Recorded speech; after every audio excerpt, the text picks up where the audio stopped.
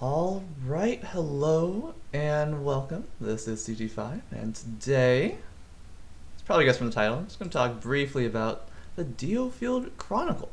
So this is one of two sort of big money strategy RPG games coming out soonish, later this year by Square Enix. So DioField Chronicle is one of them. The other one is Tactics Ogre Reborn. So I tried the demo because I was curious, and if say someone did have $60 that they wanted to spend on a strategy RPG title, which one of these should you get?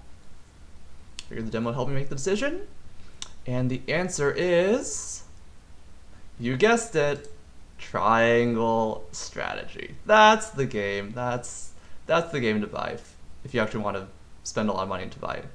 That's the game. But okay. To be fair, and to actually have like a real TLDR that talks about DioField Chronicle, I guess the best way to summarize it is,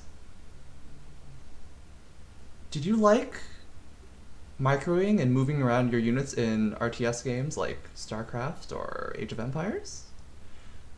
Do you like playing like MOBAs and doing the wombo combo stuff, but don't want to blame your teammates for ruining it?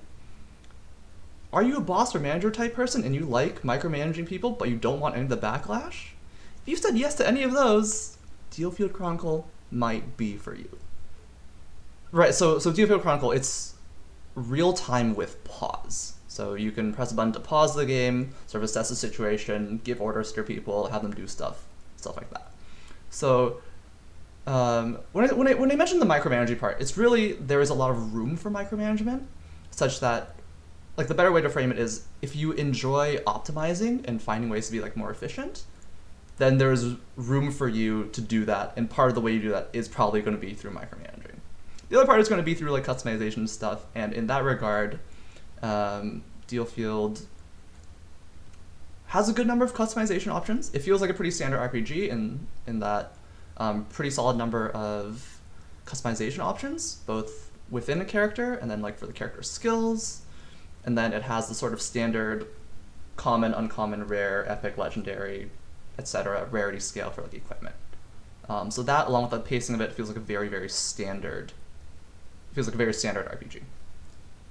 The unique thing about the gameplay in DioField is that when one of your units uses a skill, all of that unit's skills go on cooldown. And that, I think, is a pretty big innovation. I don't know if it's been other games. It's possible it has, but I don't know that. But I feel like that is a big and interesting innovation. I feel like there are going to be cool consequences for that later on down the road. It's the all skills having a sort of shared cooldown, or all skills going on cooldown at the same time, is that there's a sort of like multi-classing feature in DioField where you sort of pair two characters together into one unit. And so there's going to be a primary character, and this primary character is the person you control on the field, and you move them around and they do all their stuff. But this primary character will have all the abilities of the secondary character available to them as well.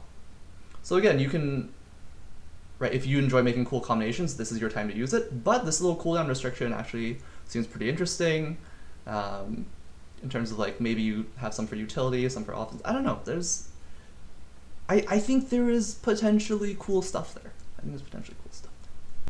The other notable thing about the battles in DioField Chronicle is that the battles, at least so far, that I've done in the demo, it seems to be really composed of like several, like 3, 4, 5 sort of smaller skirmishes, smaller encounters, sort of packaged into like one mission.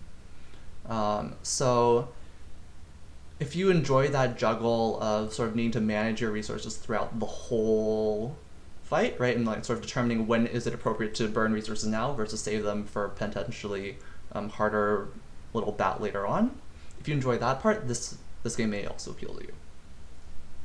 All right, those are the thoughts. Again, depending on what if those things I mentioned, like, if that appeals to you. If you really like the sort of fast-paced, potentially frenetic, chaotic action, right?